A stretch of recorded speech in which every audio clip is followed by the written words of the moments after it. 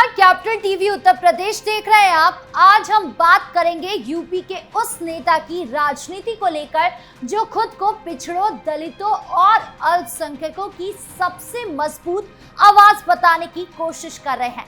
लेकिन सवाल ये है कि क्या उनकी पीडीए राजनीति अब खुद उनके लिए उलझन बन गई है।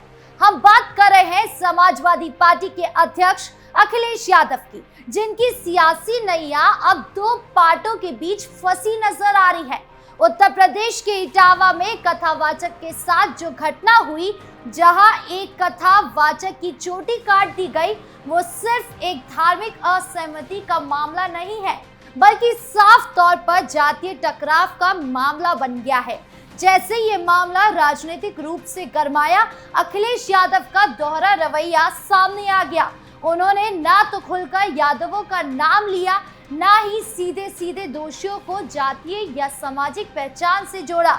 और अब अखिलेश यादव यहाँ भी नहीं रुके हैं। अब अखिलेश यादव ने बाबा बागेश्वर के पीठाधीश्वर धीरेन्द्र कृष्ण शास्त्री को लेकर भी बड़ा बयान दिया है।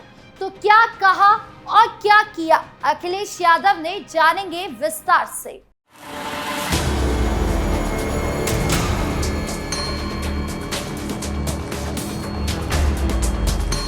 सबसे पहले अखिलेश यादव का ये वीडियो देखिए, जिसमें अखिलेश यादव कथावाचक कांड को लेकर बड़ी बात कह रहे हैं। हमारे इटावा कथावाचन पीढ़ी अपमान कांड उन्हीं कुछ प्रभुत्ववादी और वर्चस्ववादी की वजह से घटित हुआ है। अगर पीढ़ी समाज के इन लोगों को इतना ही परहेज है तो घोषित कर दें कि परंपरागत रूप से कथा कहने वाले वर्चस्ववादी पीडीए समाज द्वारा दिया गया चढ़ावा, चंदा, दान, दक्षिणा कभी स्वीकार नहीं करेंगे। सपा प्रमुख अखिलेश यादव के इस बयान में आपने कहीं भी यादव का नाम नहीं सुना होगा।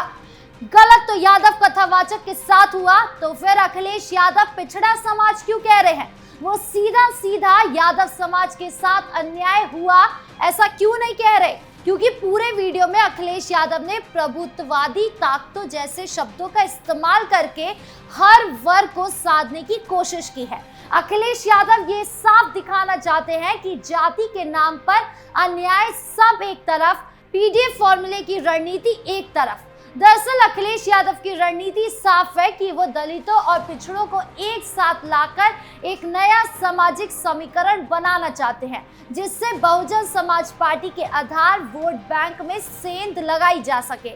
लेकिन साथ ही वो ब्राह्मणों को नाराज भी नहीं करना चाहते, खासकर पूर्वांचल जैसे इलाकों में जहां ब्राह्मण प्रभावी भूमिका निभाते हैं। यही वजह है कि वो शब्दों का चयन बड़ी सावधानी से कर रहे हैं, ताकि किसी एक वर्ग में नाराजगी ना पैदा हो।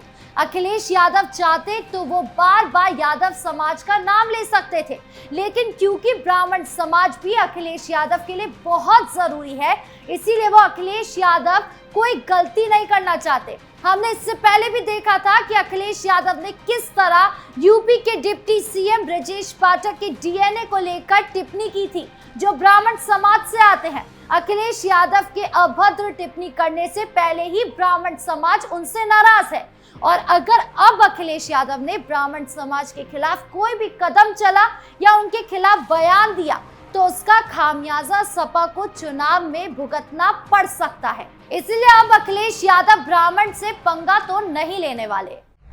बाबा बागेश्वर पर बयान देकर फंसे अखिलेश। एक तरफ इटावा कथावाचक कांड में यादव कथावाचक को प्रेस कॉन्फ्रेंस में बुलाकर अखिलेश यादव ने यादव समाज को साधने की पूरी कोशिश की। उन्होंने उन कथावाचकों से भजन सुना और लोगों को बताया भी कि इनके साथ गलत हुआ है। यहाँ तक कि अखिलेश यादव एंड कंपनी ने प्रेस कॉन्फ्रेंस के दौरान ही ये ऐलान किया कि वो इन कथावाचकों को 51,000 रुपए इनाम के तौर पर दे रहे हैं। अब सबसे पहले तो यही सवाल उठता है, ये पूरा कथावाचक कांड तो सम्मान के ऊपर की लड़ाई थी कि एक यादव समाज के कथावाचक की चुटिया काट दी गई, उन्हें जलील किया गया। तो फिर अखिलेश यादव सम्मान को पैसे से कैसे तोल सकते हैं? अगर अखिलेश यादव को ये बात इतनी चुभी तो क्या उनके लिए सड़क पर उतरकर इंसाफ की मांग नहीं करनी चाहिए थी? क्या उन्हें यादव समाज का जिक्र नहीं करना चाहिए था? पैसे देकर कौन सा उन्हें सम्मान दे दिया? हालांकि अब इन बातों को लोगों ने नोटिस कर लिया है, जिसके बाद अब अखिलेश यादव पर समाज को बांटने की राजनीति करने का भी आरोप लग रहा है और अब अखिलेश यादव ने अपनी मुश्किलें और बढ़ा ली है। दरअसल अब समाजवादी पार्टी के अध्यक्ष अखिलेश यादव ने बागेश्वर धाम के पंडित धीरेन्द्र कृष्ण शास्त्री पर तीखा हमला किया है। उन्होंने कथावाचक धीरेन्द्र शास्त्री का जिक्र करते हुए उन पर अंडर टेबल पैसे लेने का आरोप लगाया है। तो क्या बोले नेता, सुनिए। कई कथावाचक हैं जो 50 लाख रुपए लेते हैं।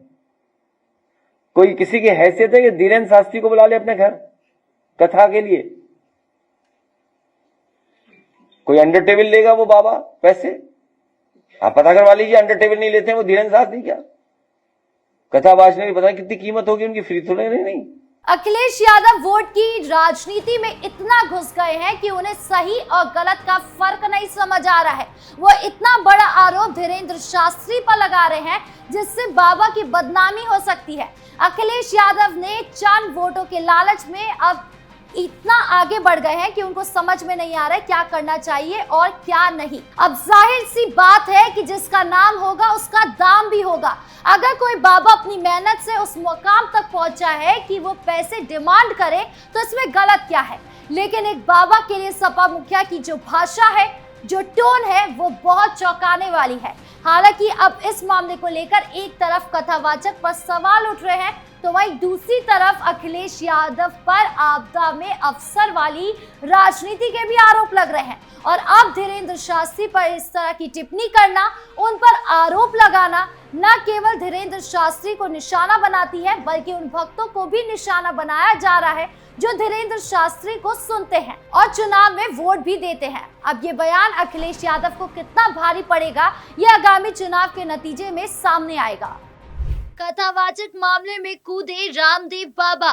यादव कथावाचक मामला देश में आग की तरफ फैल रहा है, जिसको लेकर तमाम संत महाराजों की प्रतिक्रिया सामने आ रही है और इसी बीच रामदेव बाबा भी इस मामले में बोल पड़े। दरअसल उनका एक वीडियो सोशल मीडिया पर वायरल हो रहा है।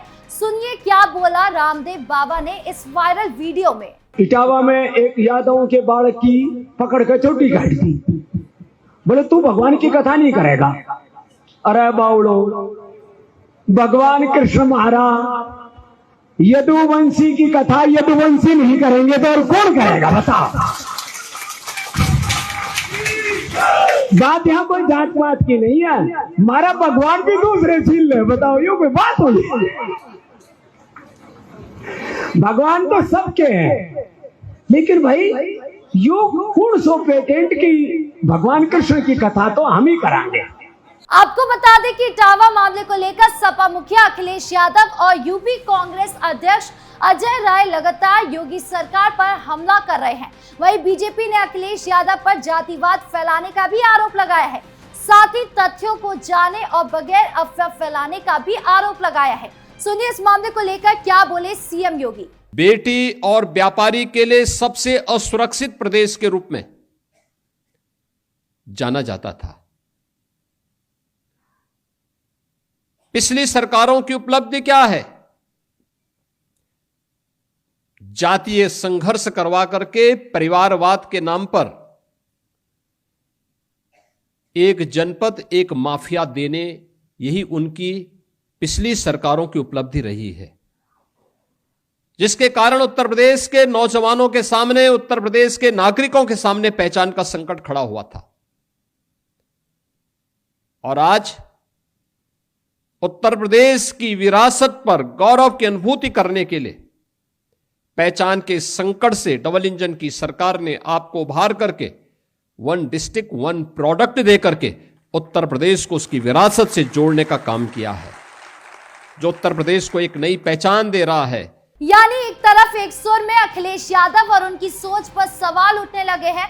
वो जो चंद वोट के लिए अपनी असलियत लोगों के सामने रख रहे हैं, वो दुनिया पहचानने लगी है। यानी आज की इस रिपोर्ट में पीडीए यानी पिछड़ा, दलित, अल्पसंख्यक, रणनीति की परतें खुल गई हैं, जो अब अखिलेश के राजनीतिक अवसरवाद से ज्यादा कुछ नहीं दिख रही। दलितों को साधते हुए यादवों के पक्ष में पूरी ताकत से खड़े ना होना और ब्राह्मणों को भी नाखुश ना करना, ये दोहरी तलवार अब खुद अखिलेश की विश्वसनीयता को चोट पहुंचा रही है।